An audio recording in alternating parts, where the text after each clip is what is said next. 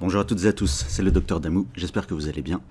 Aujourd'hui, on va parler des femmes très minces voire maigres, parce que elles se plaignent, elles se prennent et elles se plaignent de recevoir des commentaires négatifs, injustifiés, sur le fait qu'elles sont très fines.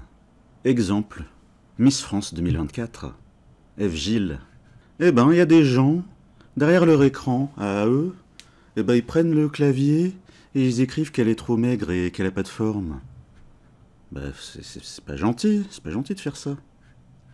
Du coup, en interview, elle a dû se justifier. Madame Figaro, je cite, non, je n'ai pas de poitrine, mais je n'en suis pas moins féminine. Eve Gilles, Miss France 2024, réagit au body shaming dont elle est victime. Alors, body shaming, c'est un mot à la mode. Définition, emploi d'un langage violent pour humilier et se moquer du corps d'une personne, qu'elle soit connue ou non. Alors, mon avis original, que vous n'entendrez pas ailleurs, mon avis, c'est que cette maigrophobie, le fait de critiquer des femmes très fines, eh bien, c'est la conséquence de la théorie scientifique bidon, nulle, du déficit calorique pour maigrir et de l'excès de calories qui fait grossir. C'est la conséquence de cette théorie que j'ai démontée, que j'ai démontré que c'était nul, théorie que j'ai déconstruite.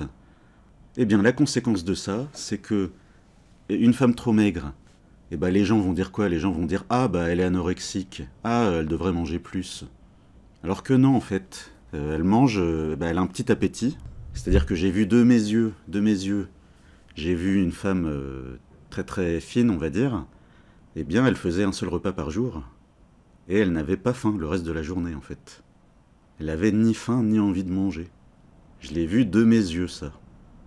Sur 24 heures. Et plus. Et plus qu'à affinité. Donc faut arrêter ce cliché naze. Ou alors les copines qui disent à une femme très très fine, voire maigre, elles lui disent ah, t'as de la chance. Bah en fait non, elle veut prendre du poids là où il faut en fait. Là où elle veut, pardon. Là où il faut pour qu'elle se sente bien. Sauf que le problème, bah, c'est qu'elle a beau mal bouffer de la malbouffe et du fast-food et des sodas, eh ben elle prend pas un gramme. Non seulement elle prend pas un gramme, mais en plus ça risque de la fatiguer et de lui donner des coups de barre. Coups de barre qui feront qu'elle va à nouveau grignoter un machin sucré, un biscuit au chocolat. Et donc en fait, cette femme trop maigre, bah, on la voit au boulot, on la côtoie au travail, et on la voit grignoter toute la journée. Et on se dit mais c'est pas possible. Comment elle peut manger des biscuits au chocolat toute la journée et être aussi fine? Donc faut pas lui dire qu'elle a de la chance, parce qu'en fait, ces femmes très très fines, elles m'ont dit, à l'époque où j'avais mon cabinet de nutrition, pendant 5 ans, elles m'ont dit que c'est très très difficile de s'habiller, de trouver des vêtements qui leur vont. Il y en a même qui doivent aller au rayon enfant pour trouver des vêtements à leur taille. Et lingerie féminine, pas adaptée. Et quand je dis lingerie féminine, je parle de celle pour certaines activités entre adultes consentants. Donc quand elles entendent « Ah, t'as de la chance », et ben en fait, dans leur tête, elles vous maudissent, voilà, je le dis. Parce qu'elles vous le diront pas elles-mêmes. Elles détestent quand quelqu'un leur dit qu'elles ont de la chance, alors que tous les jours, tous les matins, tous les soirs où elles sortent, tous les soirs où elles voient des gens, eh ben, elles galèrent pour trouver des vêtements qui leur vont. Ensuite, chose très importante, c'est que quand une femme est trop maigre, bah, c'est pas garanti à vie. C'est-à-dire qu'à un moment donné, pour X raisons, si elle prend du poids, en mangeant ce qui est recommandé actuellement, ouais, je rigole parce que les recommandations actuelles sont pas terribles. Si elle grossit, si elle prend du poids en mangeant ce qui est recommandé actuellement, eh bien, elles vont prendre uniquement là où il faut pas, c'est-à-dire du bide. Du bide et de la culotte de cheval, alors que leur poitrine restera trop maigre. Donc la bonne copine, elle, quand elle prend du poids, bah, elle prend de façon harmonieuse, on va dire. Au niveau des stéréotypes, ouais, bah, j'arrive pas à le dire, c'est pas dans mon vocabulaire habituel. Au niveau des stéréotypes de genre, c'est-à-dire gros seins, taille fine et grosses fesses, bah, elle va prendre du poids, mais de façon harmonieuse. Et elle pourra trouver des vêtements à sa taille, et qui lui vont bien. Et il y aura des gens qui trouveront ça agréable à regarder, voire plus si affinité. Alors que la fille trop maigre, elle a grossi, mais elle a pris que du bide et de la culotte de cheval. Du coup, elle ressemble à une bouteille d'orangina. Ah, c'est vachement de la chance, ça, hein, les filles. Donc, les filles, arrêtez vos clichés parce que ça énerve, en fait. Ça énerve et ça sert à rien. Concrètement, en consultation, j'ai rarement eu des gens qui venaient, des gens maigres, des gens trop fins qui venaient pour prendre du poids, j'en ai rarement eu. En tout cas, ça a super bien marché chez les hommes que j'ai vus dans ce cas-là. C'était vachement bien, il y en a même un. Il y en a un, je lui ai fait reprendre 3 kilos en 3 mois. Et il me dit ça comme ça, il me dit qu'il s'est remis à raser sa barbe parce que maintenant il n'a plus honte de ses joues. Parce qu'avant, avant de me consulter, avant de suivre mes conseils, ses joues étaient tellement creuses qu'il avait honte de les voir en fait. De les voir et de les montrer. Donc il se laissait pousser la barbe. Du coup, avec mes conseils, il se rase. Trop marrant. Par contre, les femmes trop maigres qui m'ont vu pour prendre du poids, ça fait partie des quelques patients que je considère comme des échecs ou des demi-échecs. Demi-échecs parce que quand même, avec mes conseils, elles disent qu'elles se sentent mieux. Au niveau énergie, au niveau bien-être, qu'elles n'ont plus les coups de barre comme avant. Bon, il n'y en a qu'une poignée, hein, attention, il n'y a pas de quoi faire une statistique. Donc très très très difficile, hein, très difficile. D'où le nombre incalculable de femmes très très fines qui se font une chirurgie esthétique d'implant mammaire. Je ne sais pas si vous avez remarqué le nombre de femmes très très fines de partout, et on voit comme... Enfin désolé, hein, désolé, mais quand je vois ça, c'est ça que ça m'évoque. Tu vois deux petits ballons à la place des seins en fait. Parce que ça se voit, hein, ça se voit à l'œil nu, même en j'allais dire en sous-vêtements, même en bikini ou même avec un décolleté. Je veux dire, l'angle, il est tellement marqué, l'angle entre l'implant et la poitrine, il est tellement marqué que ça se voit, quoi. Donc voilà, ça n'ira qu'en s'aggravant, en fait. À cause de quoi? À cause des recommandations nutritionnelles officielles de la bonne science scientifique, qui répètent toujours les mêmes trucs faux. Et en plus de ça, voilà, je vais rendre un petit hommage au docteur Alain Delabo. Dans tout ce qu'il m'a enseigné entre 2013 et 2015, il m'a aussi enseigné les liens entre l'alimentation et la morphologie des gens. C'est-à-dire qu'en fonction de ce qu'on mange, en trop ou en pas assez, ça peut donner telle silhouette ou telle silhouette, en fait. Donc il a appelé ça la morphonutrition. Alors attention, je suis indépendant de ce médecin. Je gagne rien sur les ventes. On est même fâché sur le plan personnel, on ne s'est pas parlé depuis 2021. J'ai vraiment rien à gagner à parler de ces livres. Et ensuite, si vous dites « Ah, ce médecin il s'enrichit », achète-le d'occasion en fait. Si tu dis « Ah, il vend des livres », le livre va l'acheter d'occasion. Comme ça, le médecin il gagnera pas un rond. Il aura réfléchi et étudié pendant des années et des années. Il aura pris le temps d'écrire un livre original qui vient vraiment de lui, vraiment écrit par lui. Mais non, on va... faudrait pas qu'il gagne 2 euros pour à l'achat d'un livre. Hein. Ah non, 2 euros, c'est trop. Hein. Bref, donc, morphonutrition. Je le vends bien, son livre. Hein. Ça donne vachement envie d'acheter. Donc, morphonutrition.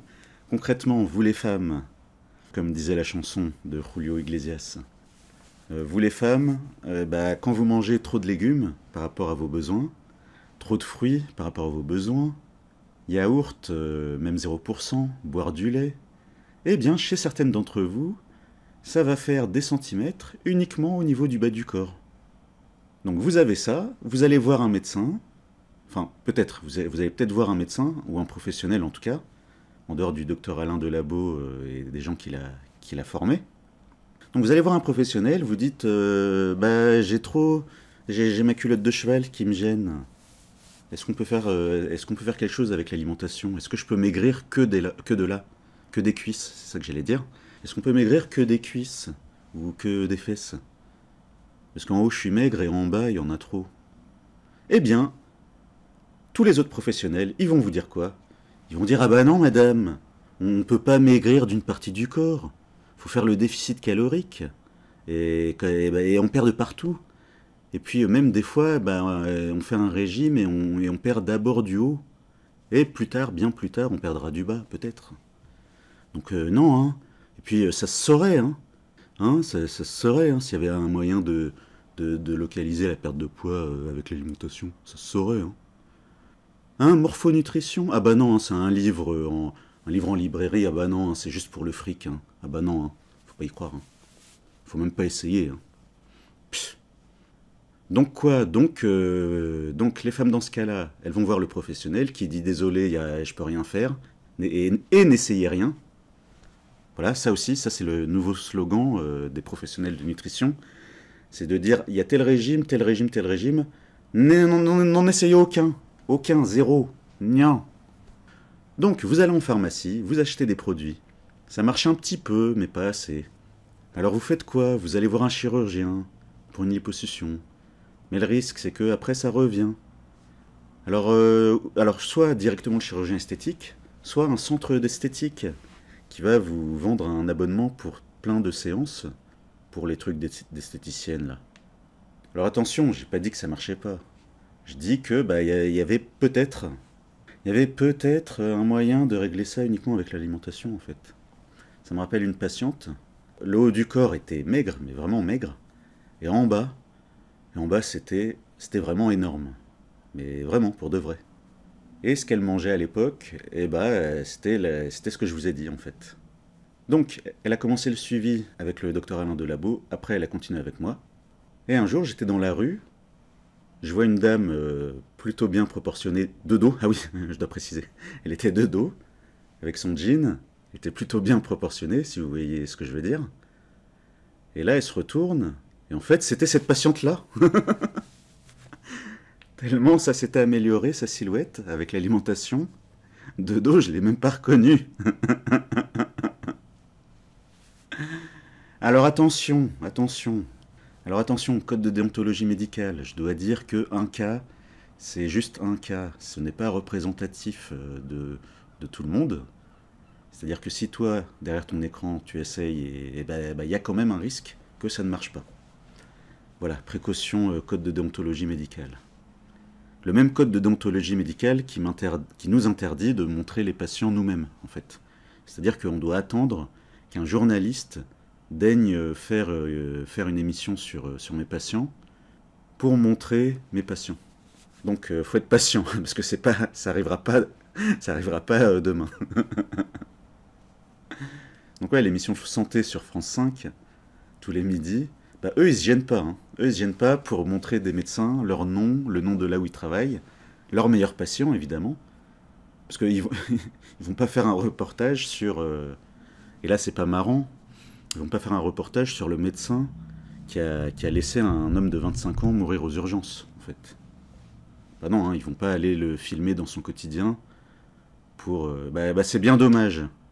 C'est bien dommage, en fait. S'il y avait eu des caméras ce jour-là, on aurait pu avoir les images de ce qui s'est passé. Bref.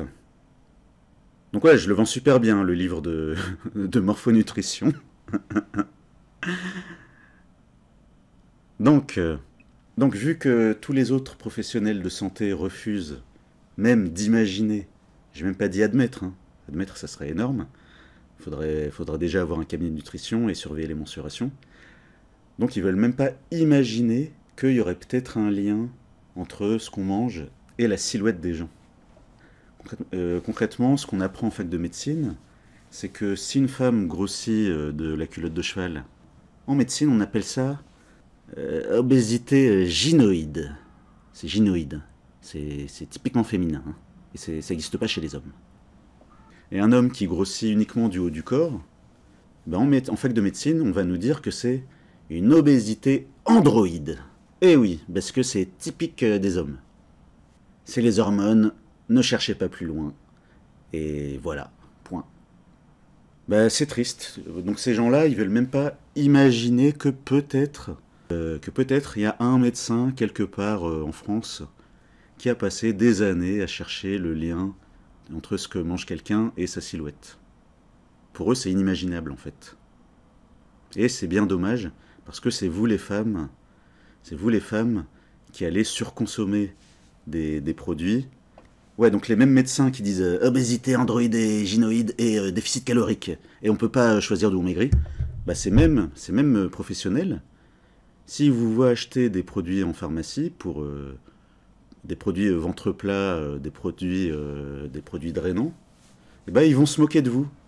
Ils vont dire ah mais qu'est-ce qu'elle est bête, et comment il se fait avoir, et ce pharmacien, cet épicier là, oh là là, qu'est-ce qu'ils font pas, qu'est-ce qu'il faut pas faire.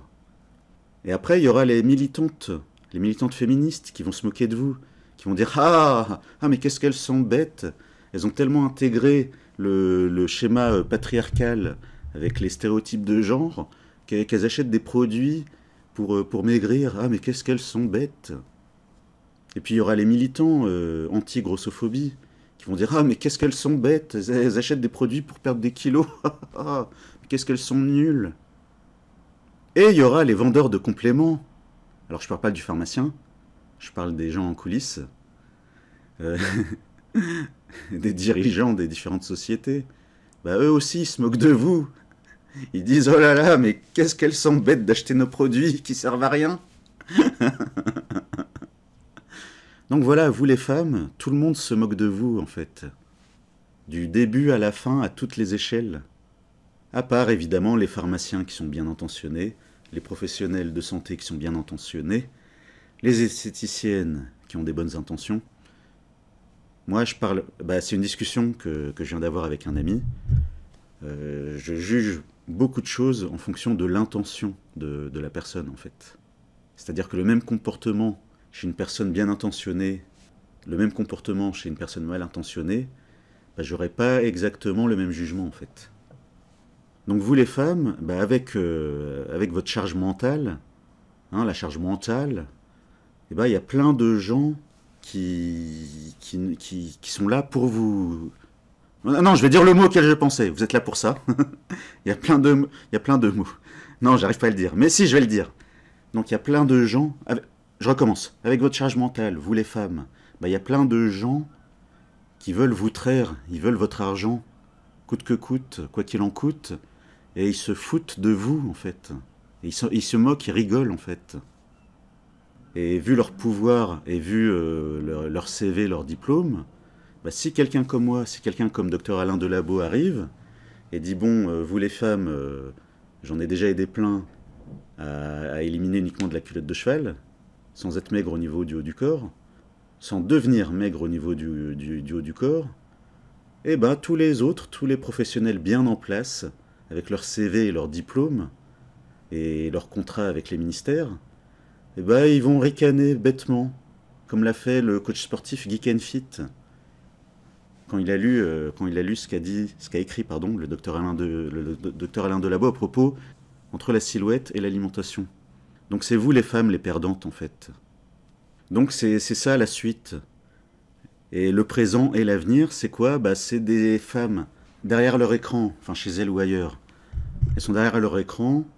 Quand elles se regardent dans le miroir elles-mêmes, elles constatent leur silhouette déformée. Et quand elles consultent, personne ne leur dit que l'alimentation. Non, personne ne leur dit ça. Donc du coup, quand elles consultent un professionnel, quel qu'il soit, le professionnel va dire ce que j'ai raconté tout à l'heure. Et donc, cette femme à la silhouette déformée, quand elle va voir des femmes comme celles qui sont présentes aux élections de Miss France, la femme derrière son écran, elle va se sentir jalouse et frustrée. Pourquoi elle et pas moi? Qu'est-ce que j'ai fait pour mériter ça? Pourtant, je mange des fruits et des légumes comme il faut. Mes yaourts, je les prends 0%. Et oui, il y a de quoi être frustré et jalouse en fait.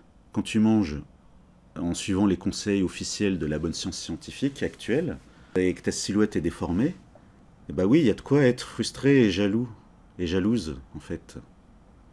Donc vraiment, j'accuse mes adversaires de la bonne science scientifique des recommandations nutritionnelles officielles. Donc ouais, je les accuse d'être indirectement, attention, hein, ils n'ont pas fait exprès, c'est seulement après qu'ils rigolent. C'est-à-dire que, concrètement, ils font pas les recommandations en se disant « Haha, c'est nul, on va leur envoyer ça et ça va les déformer ». Non, non. D'abord, ils font leurs recommandations. Ensuite, ils voient les résultats sur la population générale. Et ensuite, ils rigolent. Et en plus de ça, y a des professionnels, malheureusement pour eux, ils ont du mal à croire sur parole ce que disent les gens à propos de ce qu'ils mangent.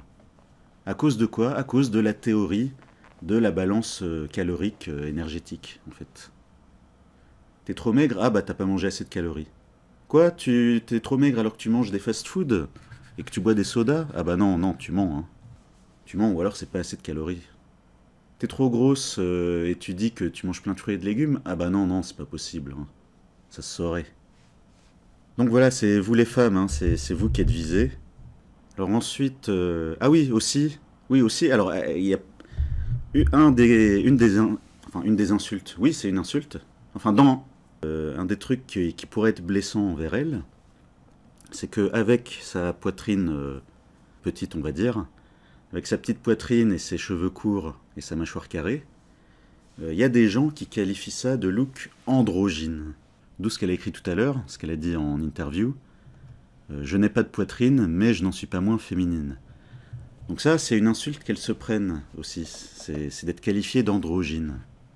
Androgyne, qui présente certains des caractères sexuels du sexe opposé. Voilà, vous voyez à l'image des exemples.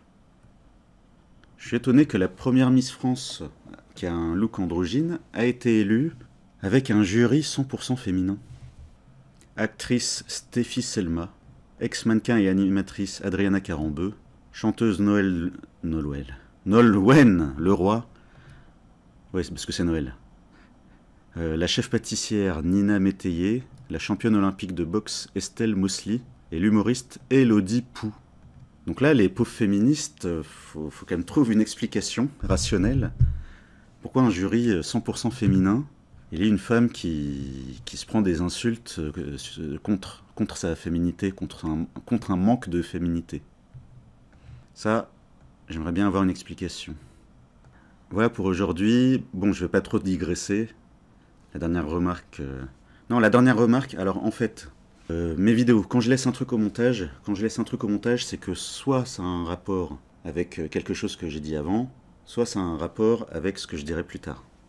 Donc ma remarque sur le jury de Miss France, il y a un lien indirect avec la nutrition. Mais pour ça, il faut avoir vu toutes les vidéos et voir toutes celles que je publierai aussi longtemps que la vie me le permettra. Voilà pour aujourd'hui. Si vous êtes allé au bout, pensez à mettre un like, ça fait plaisir. Pensez à vous abonner si ce n'est pas déjà fait. Et à bientôt pour la prochaine vidéo.